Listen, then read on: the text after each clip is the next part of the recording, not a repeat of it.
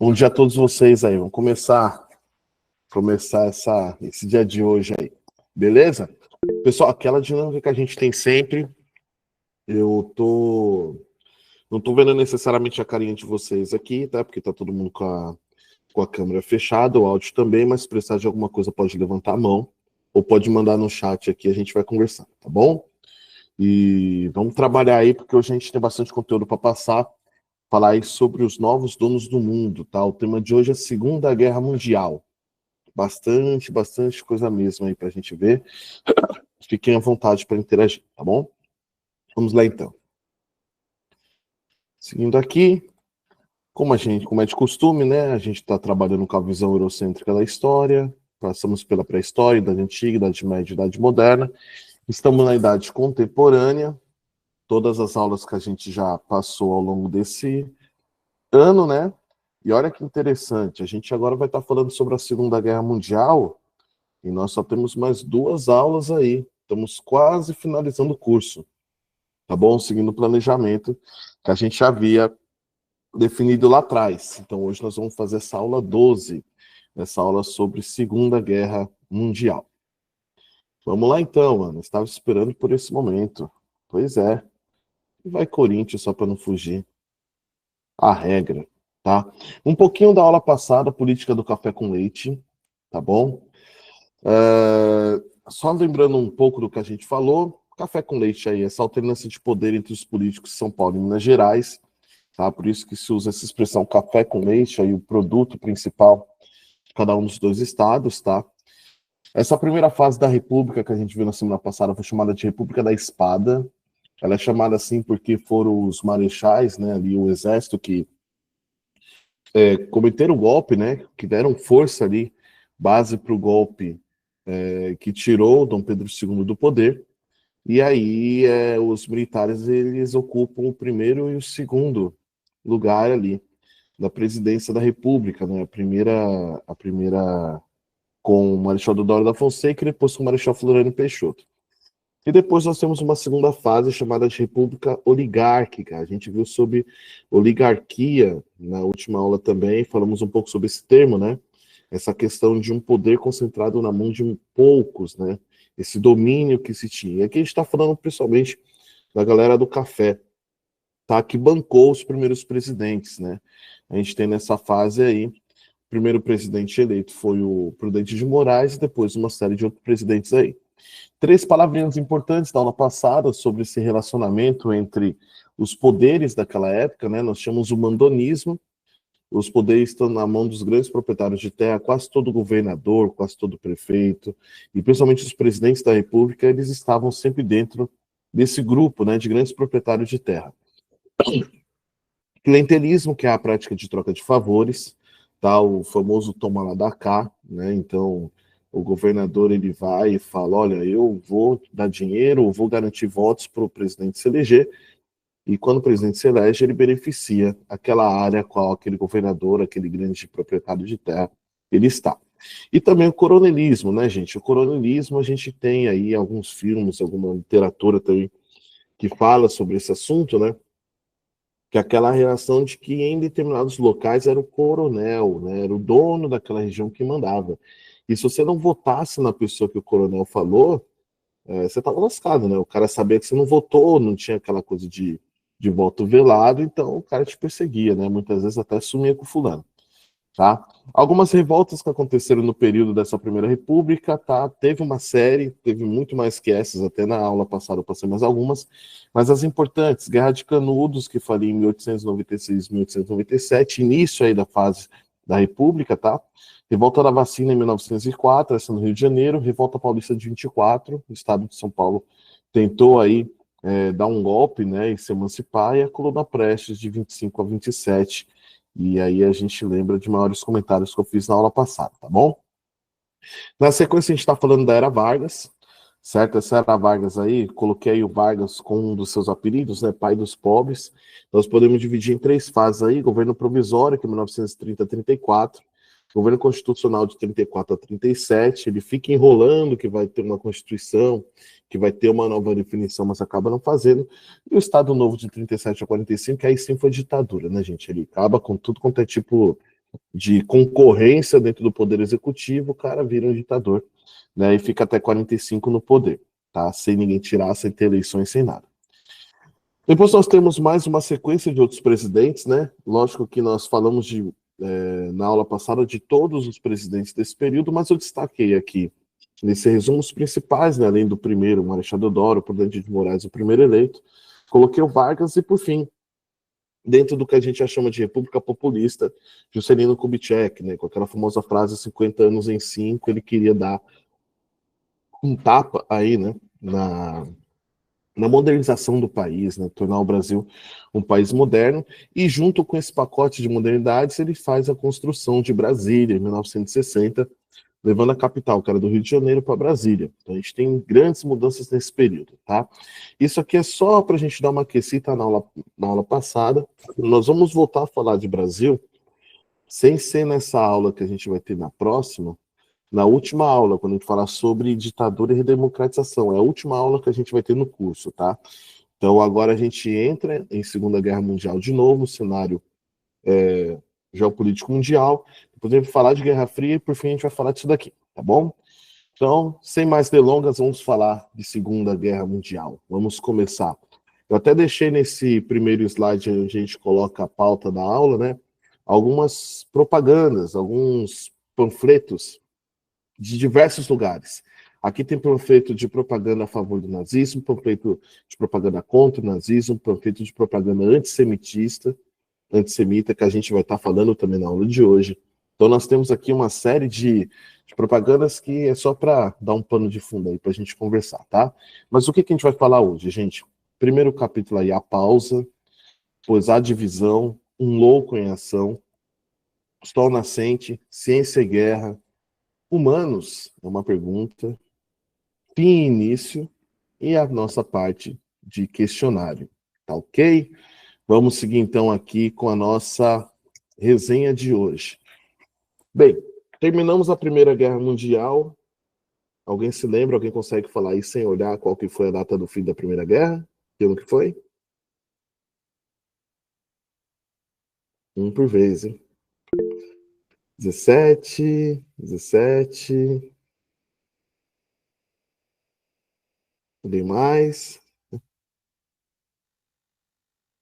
Nós temos aí, né, no começo do século XX, o final da Primeira Guerra Mundial, e depois disso, a gente entra num cenário, né, e a gente terminou a última aula que a gente falou sobre esse assunto, num cenário onde a Alemanha, que tinha sido a protagonista da Primeira Guerra Mundial, perfeito. A protagonista da Primeira Guerra Mundial, ela se vê derrotada, fracassada, né, dividida. E isso, gente, cria, lógico, né, já que eles sobreviveram à Primeira Guerra, mas sobreviveram derrotados, cria aquela ideia, aquela proposta de revanche, aquela proposta de, pô, preciso sair por cima, né? Não posso sofrer tanto assim. E houve, no chamado Tratado de Versalhes, uma humilhação para a Alemanha, uma humilhação mundial para a Alemanha, né?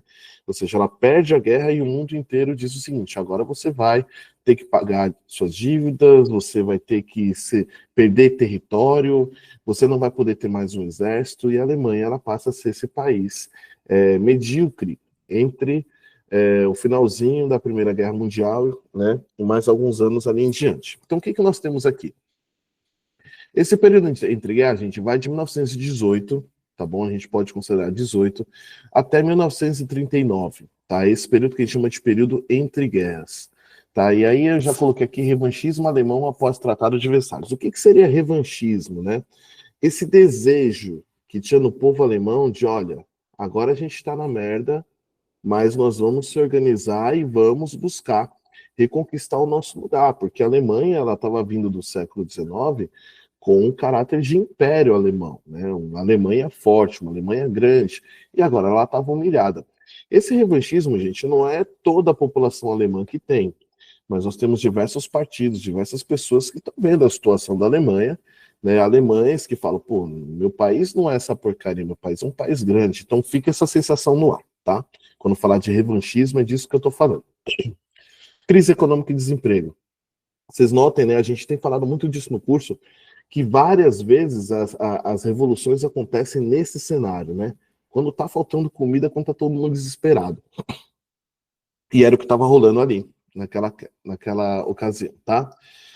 E aí nós começamos a ter a ascensão dos regimes totalitários. Eu vou explicar isso ao longo da aula de hoje, tá? Com um pouco mais de carinho. Em 1929, então eu estou dentro do período, né, de 1918 a 1939, em 1929 a gente tem uma questão acontecendo. Os países da Europa que terminaram a Segunda Guerra meio mal das pernas, eles pegaram muito empréstimo com os Estados Unidos, pediram muita ajuda para lá. Só que chega em 1929, esses países começam a se reerguer, e aí a gente tem a chamada queda da Bolsa de Valores dos Estados Unidos, tá? Ou quebra da Bolsa de 1929, ou Grande Depressão de 1929, enfim. Em 1929 deu uma merda financeira geral, tá? E faltou dinheiro, tipo, nos Estados Unidos para tentar bancar aquela imagem, né, e aquela ajuda que ele estava tentando promover para o mundo para se autoafirmar como sendo uma potência. E aí o mundo inteiro, não foi só os Estados Unidos, o mundo inteiro entra num processo de crise financeira, tá? E essa crise financeira atinge a Europa também e deixa o mundo assim naquele suspense de, ó, coisas novas vão acontecer, lideranças novas vão aparecer para tentar resolver esse problema da crise, tá? Aí eu destaquei ali também a lei seca nos Estados Unidos, de 1920 e 1933. Alguém faz ideia do que seja a lei seca? Alguém já ouviu falar? Não. Vamos lá. A lei seca, meninos, foi um período em que os Estados Unidos, por causa da crise financeira, ele proibiu a venda de bebida alcoólica. Então você imagina, povo tudo na merda, às vezes viciado, né, alcoólatra, e de repente os Estados Unidos proíbe a venda de bebida alcoólica. O que, que acontece quando você proíbe algo nessa natureza? Você abre espaço para o tráfico, né? Então ficou assim uma loucura no submundo americano de tráfico de bebida, de pessoas entrando. Tinham lugares que você entrava dentro de um estabelecimento comercial, tinha uma geladeira, você abria a geladeira, entrava na geladeira, tinha um bar lá dentro. Era uma porta para um lugar obscuro. Então, foi um período assim bem marcante nos Estados Unidos, porque mostrou assim até que ponto que a crise chegou, a ponto do próprio governo falar, meu, não vai poder fazer isso, porque senão o povo vai gastar o pouco dinheiro que tem com isso daí, e a gente vai proibir isso de acontecer, tá? Essa imagem aí que tá aparecendo para vocês é uma foto muito famosa dessa época da depressão, parece até uma foto que a gente tiraria aqui de o ambiente natural acontecendo aqui no Brasil, né? Uma mãe ali com duas crianças sujas, dando uma sensação de preocupação de passando fome, mas isso é os Estados Unidos da América, sim, o país do iPhone. Ele passou por um momento de depressão financeira em 1929, tá? Que afetou muita gente. Agora vamos seguir para o pano de fundo porque a gente vai ter para a aula de hoje, tá? Ideologias políticas, gente. A gente começa a ter no mundo nesse momento da história, alguns pensamentos políticos que entram em disputa. Lembra que ao longo do nosso curso a gente falou, por exemplo, na época medieval, na época da Idade Média, a gente tinha lá o feudalismo, e era só o feudalismo. Quando a gente chega na época, por exemplo, da burguesia ou da Revolução Francesa, a gente começa a ver outros modelos acontecendo, mas normalmente era um modelo só. Tá? A gente vê alguns modelos assim. Olha, sim, sim, as pessoas tinham que dançar para ganhar dinheiro e coisas similares. Aqui tem muito vídeo, tem muito material ainda dessa época aqui, né? A partir de agora a gente começa a ter pro conteúdo histórico, para dar base pro estudo da história, muito documento, muita foto, muito vídeo. Então é legal que enriquece, né? E aqui nós temos algumas ideologias, tá? As principais que vocês precisam ter em mente, isso daí, se vocês estiverem com papel e caneta aí, puderem anotar, de qualquer forma eu vou passar o material depois, são quatro, tá? Essas quatro, elas são fundamentais para a gente entender não só a Segunda Guerra Mundial, mas o século XX como um todo, tá bom? Primeira ideologia política, gente, liberalismo. Liberalismo, tá? Como que é o pensamento político por trás do liberalismo, tá? Você tem um governo, que a gente vai chamar aqui de Estado, tá? Então, o Estado, o governo daquele país, daquele local, ele é um governo que ele não interfere muito no que diz respeito à vida econômica das pessoas, tá? Então o camarada ele tem que trabalhar, ele tem que conquistar o seu, e o governo vai dar liberdade para ele fazer isso, vai dar liberdade para ele ter a empresa dele, vai ter liberdade para ele ter o trabalho dele. No entanto, se esse camarada deu merda e ele não consegue mais trabalho, o governo não é aquele tipo de governo que dá uma assistência, que dá, por exemplo, que nem no Brasil a gente tem casos como Bolsa Família, a gente tem alguns auxílios que existem para a população de baixa renda, inclusive reparações históricas importantes, que a gente não vê dentro de um país extremamente liberal. O Brasil, ele é parcialmente liberal, tá? A gente segue parcialmente o que defende o liberalismo, tá bom? Então, assim, o Estado, ele interfere muito pouco na economia. Ele deixa com que a economia gire. Ele não quer controlar nada. Ele só quer garantir, talvez, o exército, as secretarias, mas não mais que isso, tá? Esse é o liberalismo. Quando a gente pensa em liberalismo, a gente pensa muito na Inglaterra, a gente pensa muito nos Estados Unidos, tá? Principalmente nessa época aqui que a gente está estudando agora. Então vocês podem fazer essa associação. Vamos para o segundo, gente. Comunismo, tá? Comunismo prega praticamente o contrário. Enquanto o liberalismo até incentiva você a, vai lá, trabalha, ganha o seu dinheiro, compra a sua propriedade, o comunismo já fala o seguinte: a propriedade privada, a propriedade que ela tem que ser adquirida através do dinheiro e do mérito, ela não é uma realidade interessante, porque somente quem é rico vai conseguir comprar. E quem é pobre sempre vai trabalhar, trabalhar, trabalhar e não vai conseguir ter acesso a esse mesmo tipo de propriedade. Então, o comunismo, tá, essa ideologia política defende uma igualdade social através da abolição da propriedade privada. Ou seja, ele quer que todo mundo tenha uma determinada igualdade social, sendo que o local onde você mora, o seu trabalho, a indústria que faz as coisas para você consumir, whatever, por aí vai, tudo é do governo. Tá? Então é um pensamento totalmente diferente do que a gente tem no liberalismo. Eram pensamentos antagônicos. E onde a gente tem a maior expressão do comunismo nessa época aqui? Na Rússia. Tá? O comunismo ele surge do pensamento socialista que a gente viu em algumas aulas atrás, na figura do Karl Marx. Tá bom? E aí a gente tem agora o comunismo como sendo também uma ideologia, e tem um país no mundo, que é a Rússia, que tem essa ideologia, pratica essa ideologia lá, prega ela. Tá? Seguindo aqui nas nossas ideologias, nós temos uma terceira, gente. Surge na Itália, entre a Primeira e a Segunda Guerra Mundial, uma ideologia totalitária, eu já vou explicar o que é totalitarismo, tá? Chamada fascismo, tá? Isso é muito importante. Isso, se vocês estiverem anotando, eu faço questão que vocês parem e anotem, tá?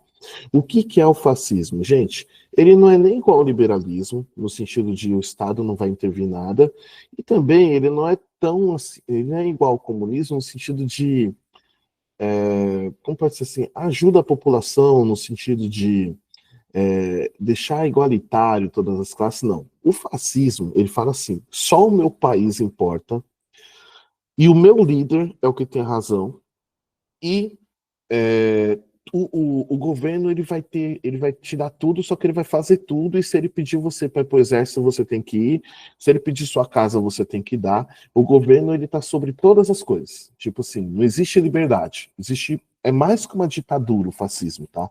Ele é uma coisa muito intensa e muito assim, idolatrando uma pessoa, tá? Então nós temos isso nascendo na Itália. Nós vamos falar um pouco das figuras que estão por trás de cada uma dessas ideologias, tá?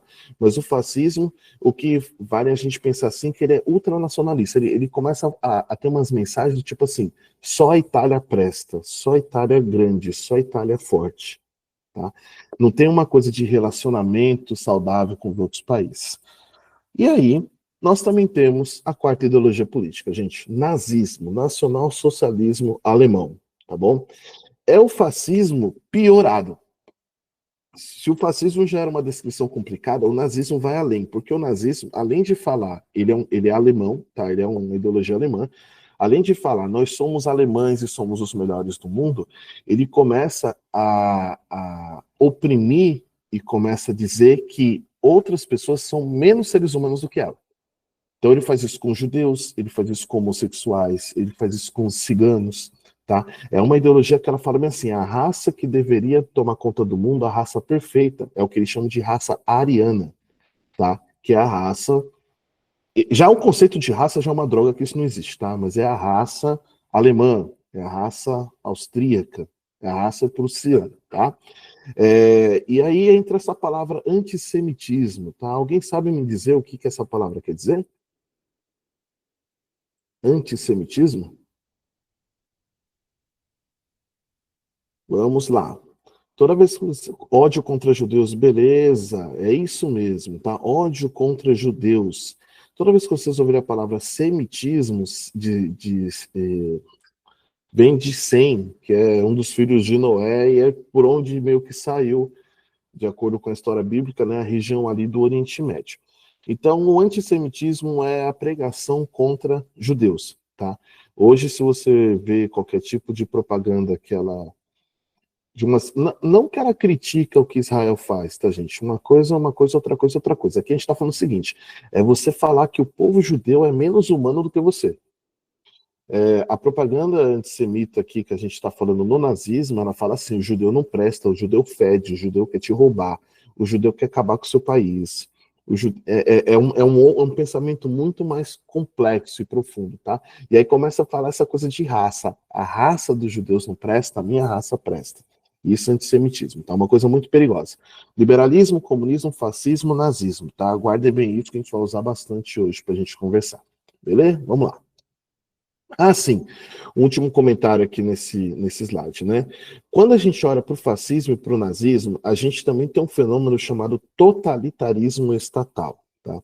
Se cair alguma pergunta ou se alguém fizer alguma questão para vocês sobre totalitarismo, gente, é aquele tipo de governo em que você tem um líder carismático, aquele cara que todo mundo vai adorar, vai ter cartaz dele em casa e coisa e tal, e tudo está abaixo desse líder, ou seja, é esse líder que controla o exército, é esse líder que controla o Senado, é esse líder que conclama as pessoas para a guerra. Então você começa a fazer a associação de um governo, de um país, para uma liderança. Tá? Então, assim, que é o que a gente vê em ditaduras. Tá? Quando a gente vê em ditaduras, ela está sempre associada a uma pessoa que está lá, nessa ditadura, né? É, então a gente está vendo muito isso aqui aonde? No fascismo e no nazismo. Essas duas ideologias políticas, elas são ideologias totalitárias, tá? De total mesmo, de uma pessoa com poder total. Beleza? Vamos avançar aqui. A divisão, gente, agora nós vamos falar sobre duas grandes alianças que aconteceram na Segunda Guerra. Então isso é para bugar mesmo a mente de vocês, porque na Primeira Guerra nós tínhamos duas alianças também, né? Nós tínhamos a Tríplice Aliança e a Tríplice Entente, muito parecida com essa daqui. Então a gente tem que tomar muito cuidado para não misturar a Primeira Guerra com a Segunda Guerra Mundial na nossa cabeça, tá? Mas vamos lá. Nós temos duas divisões, tá? Nós temos a divisão em que um lado você tem as chamadas potências do eixo, pode cair numa prova como eixo também, tá? E do outro lado, os aliados, tá bom? Esses países que eu vou mencionar agora, eles são os principais países de cada uma dessas divisões. Só que cada um desses países tem outras alianças. Então tem países menores, né? Por exemplo, o Brasil. O Brasil, durante a Segunda Guerra, ficou um bom tempo sem saber para onde ele ia. Tá? Seria para os aliados, seria para o eixo, mas no final das contas a gente acabou lutando pelos aliados, tá? Mas vamos lá então. O que eu vou apresentar agora são os principais três países de cada um desses lados, com sua principal liderança e com a sua característica principal, tá? Isso aqui é o que vocês têm que saber de Segunda Guerra Mundial, tá bom? Sem isso, não tem como avançar. Então, anotem, guardem, printem, e depois leiam o material que eu vou estar mandando, tá bom? Potências do eixo. Alguém tem noção de quais seriam os três países que a gente teria na potência do eixo? Alguém chegou a ver isso na escola?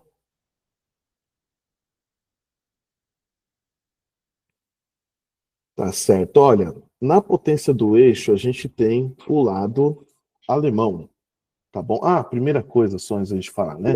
A potência do eixo, boa, pode falar, quem levantou a mão? Oi?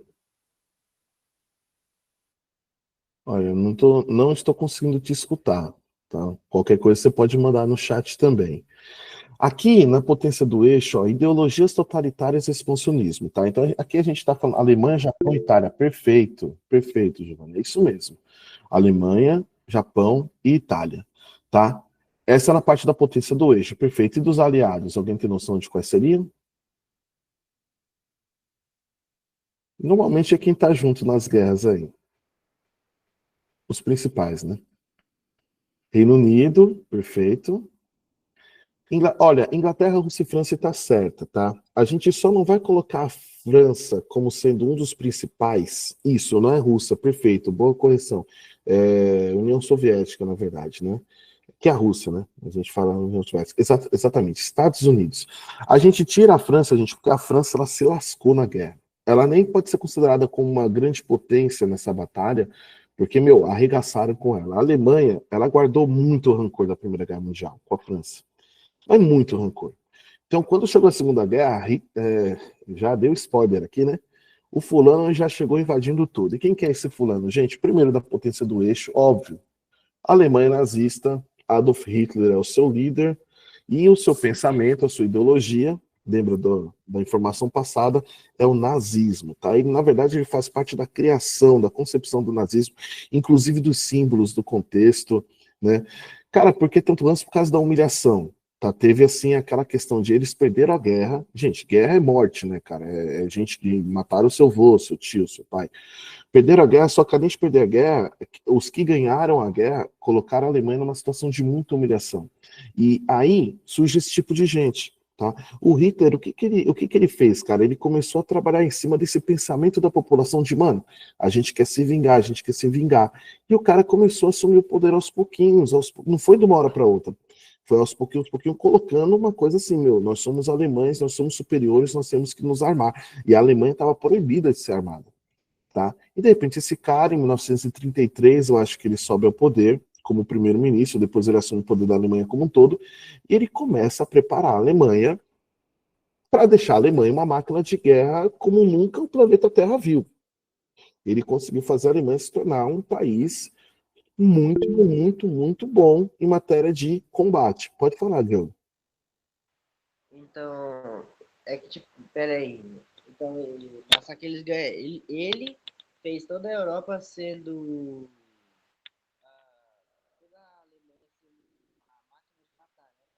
Ficou um pouco baixo o seu áudio agora, Diogo, mas pelo que eu entendi, sim, ele foi o responsável por estar conquistando territórios na Alemanha e trazendo a Alemanha na Europa para trazer o pensamento nazista. Na Alemanha, sim. Ele foi muito forte no discurso, ele era um cara que falava muito bem, e aos poucos ele foi tendo apoio de toda a população, e de repente ele se torna o principal líder, né? E aí, cara, começa a entrar umas ideias muito doidas na cabeça do povo alemão, mas muito doidas que a gente vai ver ao longo da aula aqui, uns negócios bizarraços, tá? Mas só que o povo alemão acabou morrendo, né? Olha, a consequência do que ele fez foi muito alta, Diogo. Só que, meu, por muito pouco não dá certo. Por muito pouco o cara não domina o mundo. É que ele tentou ir além do que ele podia. Mas poderia ter. Ele poderia ter tido sucesso no que ele estava querendo, cara. Faltou muito pouco mesmo. E a gente vai entender as consequências, assim, os porquês. Vamos lá então. Mas muito bom, beleza, obrigado. Gente, outro cara aqui importante para a gente entender, tá? Na Itália, como potência do eixo, Benito Mussolini, fascista, tá? Esse aqui como a maior expressão do fascismo, que foi a outra ideologia que a gente viu. Tão louco quanto, gente. Não assim, nada mais, nada menos. O que acontece é que a Alemanha ficou um país muito mais poderoso que a Itália, em matéria de exército, em matéria de tecnologia, tá? Mas eles dois estavam juntos. Lembra que é uma parceria. E aí, tanto a Alemanha está querendo dominar a Europa, quanto a Itália também tem o seu pensamento de expansão. A Itália está querendo dominar o norte da África. E eles se unem, cada um com sua ideia de expansionismo, mas eles estão unidos ali com isso, tá? E do outro lado do oceano, gente, longe pra caramba, me aparece o Japão, que também tem um pensamento imperialista. O Japão queria dominar toda aquela parte da Ásia, a gente vai ver no mapinha daqui a pouco, tá? E aqui no Japão eu não tenho a figura do presidente, não do imperador que a gente tinha na época, mas eu tenho a figura do primeiro-ministro, tá? Que às vezes é uma figura de poder igual até superior. Esse cara, na verdade, foi o que coordenou o Japão ao longo desse tempo. Então, essa ideia do Japão imperial. Pode falar. Então quer dizer que no meio da Guerra Mundial, na primeira e na segunda, eles todos queriam dominar o mundo? É isso? Exato. Só que cada um dominar o seu ladinho, né? A Alemanha estava pensando em dominar o continente europeu. A Itália queria mais, além da própria Itália, os países que estão perto dela e o norte da África, queria dominar o Mar Mediterrâneo. E o Japão, o lado ali deles, que tem China, Coreia, aí você desce um pouco, você tem Vietnã, depois você tem já Sri Lanka, outros países ali, até chegar na Austrália. Todo aquele pedaço do Pacífico o Japão queria tomar conta. E, cara, tava conseguindo também. E assim, todo mundo muito armado, muito ferrado, sabe? Tá pesado. E aí, gente, o que que a gente tem, né? A gente tem, do outro lado, os aliados. E quem são os aliados? Na figura de Winston Churchill, nós temos o Reino Unido, tá? Winston Churchill foi ali o primeiro-ministro do Reino Unido na época da Segunda Guerra Mundial, e ele tá ali pelo Império Britânico, né? Nós temos a figura de Joseph Stalin, comunista na União Soviética, e nós temos a figura de Franklin Roosevelt, Estados Unidos, capitalista, né? E olha que loucura, né? Você tem do lado dos aliados um comunista e um capitalista lutando junto. Na verdade, dois capitalistas e um comunista, né? Que é uma união bizarra, se você for pensar em matéria de ideologia. Só que, cara, eles tinham um inimigo em comum.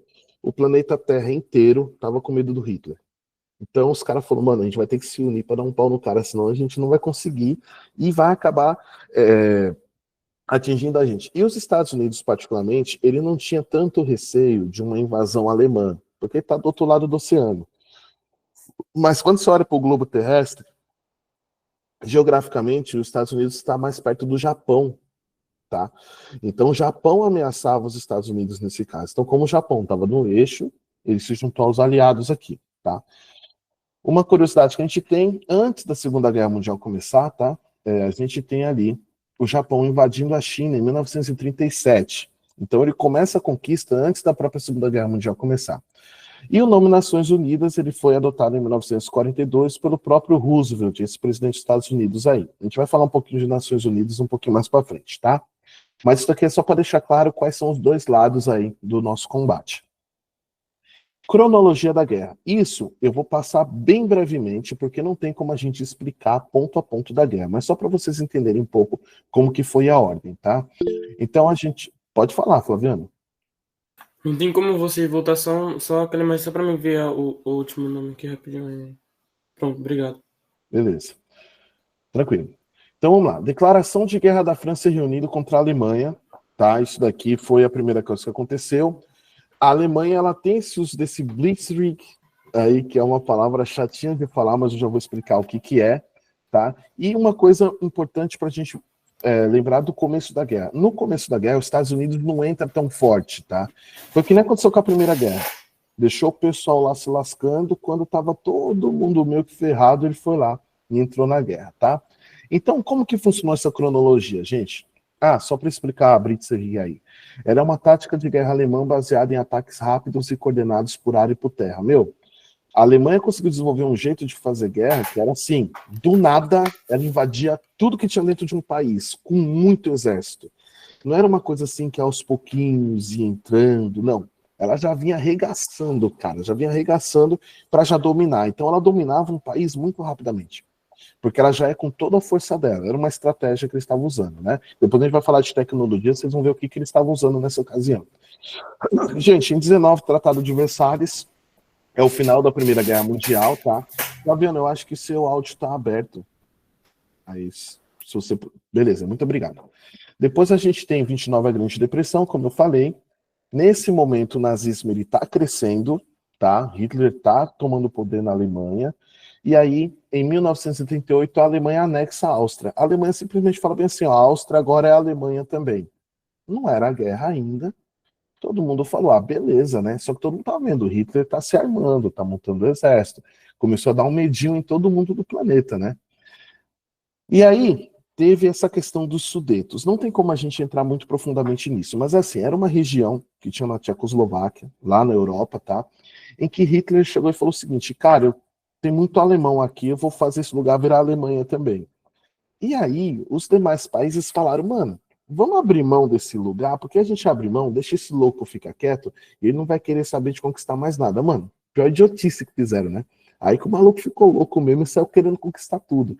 Então, o Acordo de Munique, ele é considerado assim, um super tiro no pé da galera, sabe? Porque acharam que ia dar certo e acabou não dando, tá? Mas vamos seguir. Em 1939, gente, Hitler estava ameaçando fazer um movimento, e daí ele vem, pum, ele entra na Polônia, tá? E quando ele invade a Polônia, começa a Segunda Guerra Mundial. Tá? Essa invasão ela não é bem vista pelos outros países da Europa, cara. E o Hitler, quando ele entra na Polônia, ele arregaça com a Polônia, ele destrói tudo. Assim, não é só, ele mata muita gente, ele destrói prédios, ele destrói as cidades, ele arregaça com a Polônia e fala, pronto, agora a Polônia e a Alemanha também. E ele começa a crescer, o território começa a crescer, tá? Em 1940, ele invade a França. E quando ele invade a França, é do mesmo jeito, nesse modelo de Blitzkrieg aqui que a gente está falando. O cara vai com toda a força. Então ele marcha sobre Paris. Depois eu vou mostrar uma foto disso. Ele entra em Paris, tem uma foto dele na Torre Eiffel. É uma coisa assim de conquista. E aí vocês pensam no revanchismo. A Alemanha foi humilhada pela França. Imagina o que é para um alemão agora tá invadindo Paris. Cara, pro alemão, caramba, mano, Hitler é o cara. Conseguimos e tal. Então nesse momento Hitler está tocando o terror no planeta Terra, tá? Invadiu Paris como uma das principais capitais do mundo, né? E aí, ao mesmo tempo, ocorre essa batalha da Inglaterra. A Inglaterra está numa ilha, está separada da Europa, então os alemães mandam muito, gente, mas muito avião com bomba para Londres. E para a Inglaterra como um todo. Arregaça de soltar bomba em cima da Inglaterra, cara. Então eles invadiram a Inglaterra. Eles não dominaram a Inglaterra, mas eles sobrevoaram a Inglaterra e soltaram bomba em tudo. Meu, teve muita destruição. E isso trouxe a Inglaterra para a batalha de uma forma. Meu, agora a gente tem que arregaçar esse cara. Porque o cara entrou dentro de casa, né? Tipo, não é uma guerra que está acontecendo longe. O cara, imagina, você tá na sua casa, de repente, tipo assim, meu, centenas de aviões passando por cima da sua cidade soltando bomba, tá? Em 1941, o Hitler inventa de invadir, junto com todos esses lugares, a Rússia também. Então o cara começou a invadir todos os países que estavam em volta, tá? E ele consegue entrar na Rússia, tá? É chamado de Operação Barbarossa, de barba ruiva, barba vermelha. Essa Operação Barbarossa foi a maior batalha terrestre no planeta Terra até hoje. Tipo, não teve nada parecido com isso. Mano, centenas de tanques de guerra. Assim, a Alemanha, ela entrou arregaçando na Rússia, tá? E a ideia era essa, Hitler tinha se armado durante mais de uma década para poder fazer esse estrago na Europa, tá? Então todos os países que estavam em volta, gente, foi tudo caindo para a Alemanha nazista. Nesse mesmo ano, o Japão imperialista ataca os Estados Unidos, tá? E como que ele ataca os Estados Unidos? Tinha um porto chamado Pearl Harbor, um pouco longe do território americano, e o Japão, ele vai e solta uma bomba nos Estados Unidos. Então, os Estados Unidos falou, você é louco, meu irmão? Se você vai me atacar na minha terra? Tipo assim, o que vai acontecer depois? Os japoneses vão entrar dentro do território americano, vamos entrar na guerra. Então, você vê, a guerra, ela começa, gente, em 39, os Estados Unidos oficialmente entram na guerra em 41, tá? Por causa do Japão, tá bom? Muito por causa do Japão. Em 42 acontece a Batalha de Stalingrado, e aqui é um ponto crítico da história da Segunda Guerra Mundial. Até aqui, o Hitler estava só ganhando. Só que quando chegou Stalingrado, Stalingrado é uma cidade russa, tá? Chegou o inverno russo, que foi a mesma coisa que detonou Napoleão, tá certo? Meu, quando chegou lá e começou a ter inverno, ficou muito hostil para os alemães. Os caras começaram a morrer de fome. Os caras não tinham gasolina para o tanque de guerra andar. Os bagulhos, tipo assim, passava uma noite, você chegava no outro dia de manhã, tava tudo coberto de neve. Só que o russo manja de neve, né, mano? Então, tipo assim, Stalingrado, cara, é uma das maiores histórias de batalha que existe, assim, porque os russos foi, meu, e resistiu até os alemães arregarem. Então, o Hitler tem a primeira vez na guerra, desde quando ele começou, que há um recuo das tropas alemãs. E os caras recuou e os russos foram atrás, mano. E o que era muito louco no exército russo, que era assim, mano, lutava homem, lutava mulher, lutava todo mundo, cara, todo mundo muito louco, assim, sabe? Lutava o pessoal do interior, os caras armaram todo mundo e falaram, mano, vamos acabar com a Alemanha. E daí os russos aproveitaram o inverno e foram para cima. Então, Stalingrado é o ponto de virada da batalha, tá? E a gente tem, lá agora, pensando naquele confronto Estados Unidos-Japão, a Batalha de Midway. Midway foi uma batalha em que os Estados Unidos falou, vocês invadiram Pearl Harbor, agora vocês estão ferrados. Os caras pegaram muito avião, mano. Muito avião, muito barco, e foram para cima do Japão, mas para arregaçar. Então começaram a conquistar vários territórios que os japoneses tinham conquistado já. Nesse momento, o Japão começa a perder poder e a Alemanha também começa a perder poder, tá? Junto com a Alemanha, a Itália também, os países que estão com ela ali no eixo. Em 1943, capitulação da Itália. O que isso quer dizer? Os aliados conseguem entrar na Itália e conquistar a Itália. Então o território do Hitler começa a diminuir, tá? Nesse momento aqui, em 43. Em 43 tem a chamada Conferência de Teherã. Nessa Conferência de Teherã foi o Stalin pela Rússia, o Roosevelt pelos Estados Unidos e o Churchill pela Inglaterra. É uma foto bizarra, porque era quase impossível desses três se unirem para qualquer coisa nesse mundo, mas eles se uniram falando assim, bora acabar com aquele desgraçado. E daí foi a super das alianças. Os caras começaram a juntar as estratégias de guerra deles para poder arregaçar com Hitler, né? E em 1944 acontece o famoso dia D. Gente, tem filme, tem livro, tem jogo, tem o que vocês quiserem disso aqui, cara. O que foi o dia D? Em 1944, num determinado dia, na Praia da Normandia, que é na França, dentro do continente europeu, desembarcou muita gente, cara. Milhares e milhares de soldados. O quê? Ingleses e americanos. Aí é que a gente pode falar, agora os Estados Unidos entrou para valer.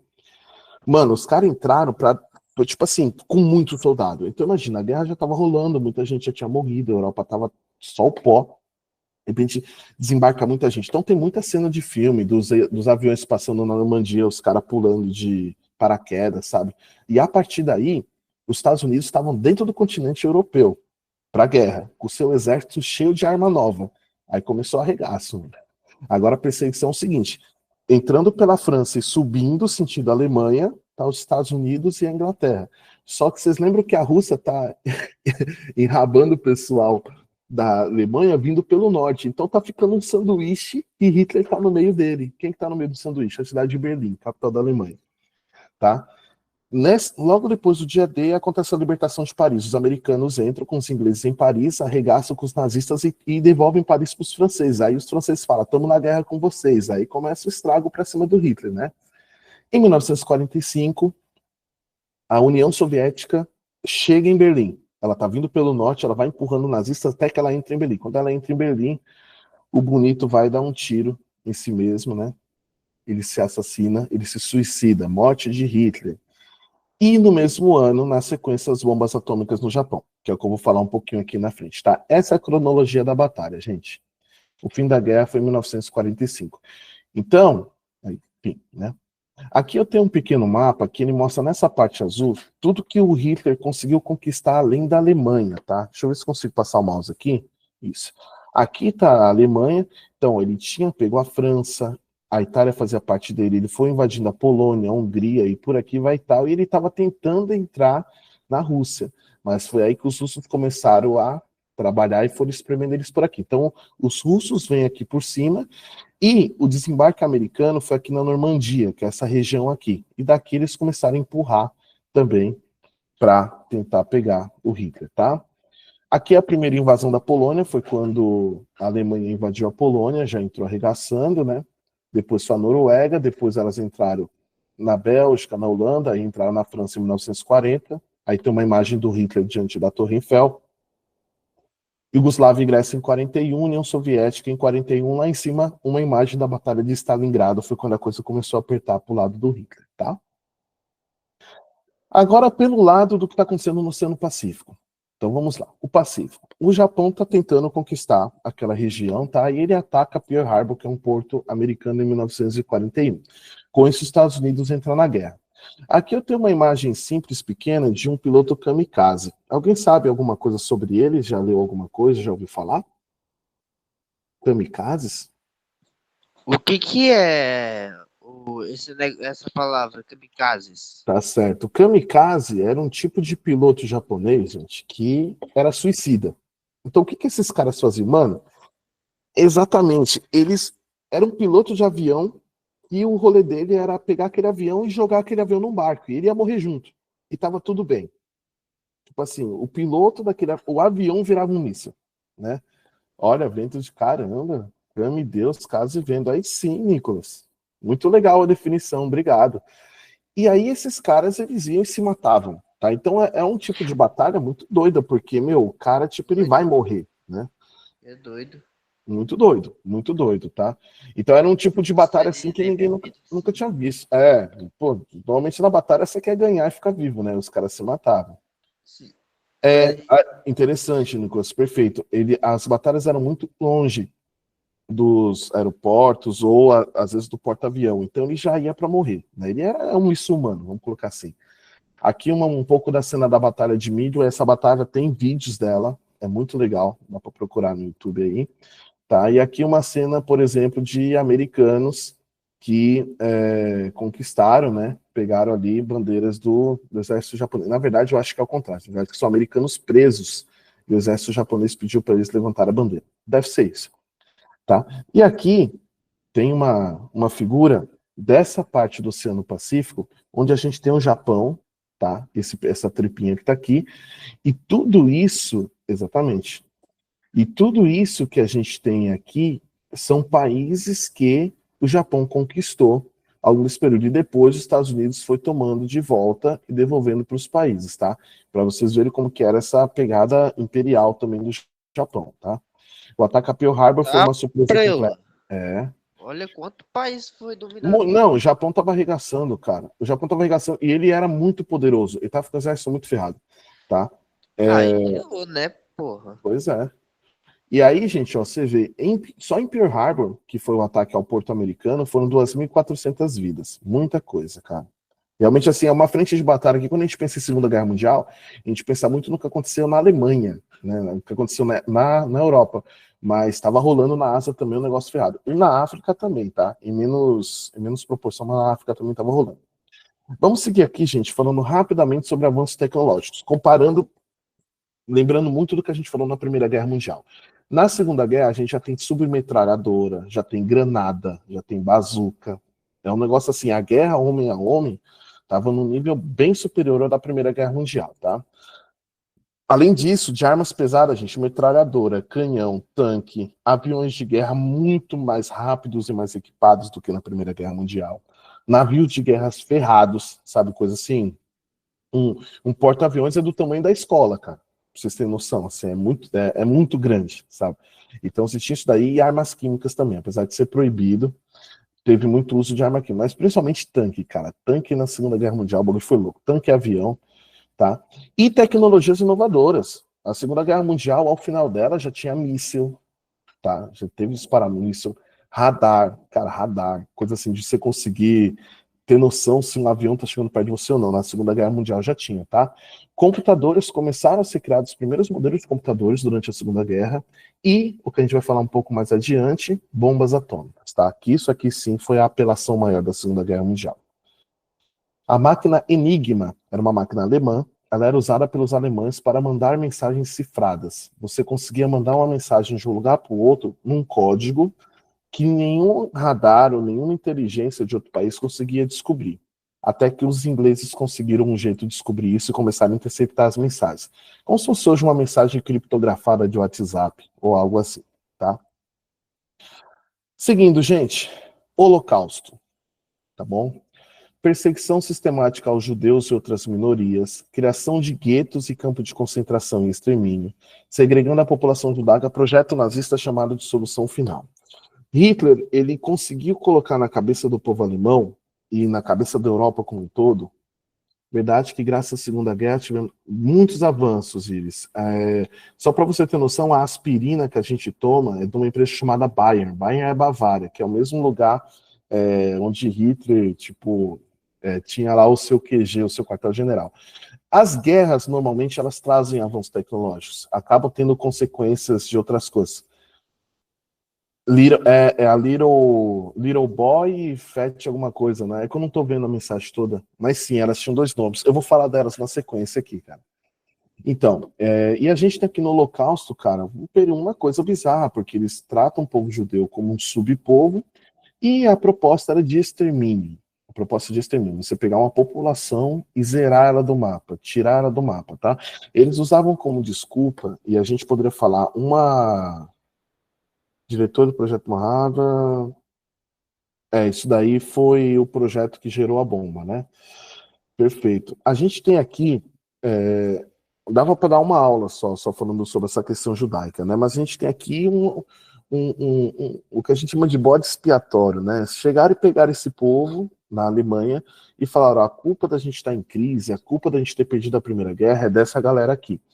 E daí isso começou a justificar algumas coisas, como por exemplo, segregar. Pô, a partir de um determinado dia ninguém comprava mais em loja judaica. Depois, a partir de determinado dia, ninguém podia conversar mais com judeu. Só que chegou um momento que eles começaram a pegar os judeus e colocar em bairros, chamados guetos. E depois de um momento tiraram desses guetos e levaram para os chamados campos de concentração. E nesses campos de concentração foi onde teve o genocídio de aproximadamente 6 milhões de judeus. Só por não acreditar em Deus? Que isso? Não. Na verdade, aqui eles achavam que o povo judeu era um povo que era corrupto, era um povo que era ladrão, entendeu? Só que assim, eles estavam tentando arrumar um culpado porque aconteceu na Primeira Guerra Mundial e colocaram em cima deles. Então, a coisa ela foi muito séria, foi muito forte. Além dos judeus, outros grupos foram perseguidos, tá? Ciganos, deficientes, homossexuais, opositores políticos. Gente, na Alemanha do Hitler, se você nascesse PCD, eles te matavam. Porque a ideia era ter uma população totalmente pura, perfeita. Tá? Professor, posso falar minha opinião? Esse negócio chamado clorofausto é mal louco fazer essa doidiça tudo. Não, infelizmente não é uma coisa que aconteceu no Império Romano, Diogo. Isso aconteceu há 100 anos atrás, não deu nem 100 anos ainda, tá? Isso aqui é absurdo. Isso é meio louco. Isso. O Menino do Pijama Listrado é um filme fantástico, se vocês puderem ver, tá? Tem um que a classificação, às vezes... Qual é o nome do filme? O Menino do Pijama Listrado. O Menino do Pijama Listrado é um filme muito bom. E, cara, assim, o filme definitivo, pra mim, é copiar os espartanos. Pelo mesmo, Giovanni, o mesmo esquema de tentar tirar aquilo que poderia enfraquecê-los. Cara, tem muito material. Assim, pra mim, o filme definitivo é a Lista de Schindler. Não tem nada parecido com aquilo. Aquele filme ali eu já vi várias vezes. Teve uma época que eu estava muito interessado por essa questão de Segunda Guerra. Gente, é muito complicado. Isso que vocês estão vendo na imagem do centro é uma vala de corpos. Eu não sei se está dando para vocês enxergarem com definição aí. Mas tem muito material. Isso a gente... Felizmente, pelo que existe histórico, tem muito registro em foto e até depoimentos de pessoas que falam sobre isso. Eu já li muito sobre o assunto. É uma coisa bem pesada mesmo. E só para vocês entenderem o que é, né, a loucura humana levada ao seu limite, porque os alemães, alguns não sabiam o que estava acontecendo, gente, mas a gente tem que ser bem sincero e falar a verdade. Uma parte considerável dos alemães estava apoiando isso daí. Estava apoiando isso daí. Vamos seguir um pouquinho aqui, gente, sobre os novos donos do mundo, tá? O fim da guerra na Europa. Então, como foi que isso daí acabou? Teve a invasão da Normandia, tá? E falar que as enfermeiras estavam dentro da situação do... Exatamente, matando as parteiras. Era um sistema muito complicado. Era um sistema muito complicado, porque a gente não pode chegar e falar assim, eu nunca faria. Sabe? Aquelas pessoas eram pessoas normais até antes da Segunda Guerra Mundial. Tanto os judeus quanto alemães, quanto quem fazia. Professor? Sim. Isso aí já é loucura agora. Já tá matando criança? Foi assim que aconteceu? Sim. Foi. Matava criança, matava mulher grávida. É na guerra. Coisa complicada. E aí, gente, o que a gente tem aqui, né? A gente tem o final da guerra na Europa com o Exército Vermelho, que era os soviéticos tomando Berlim, e a Alemanha se rende em maio de 45.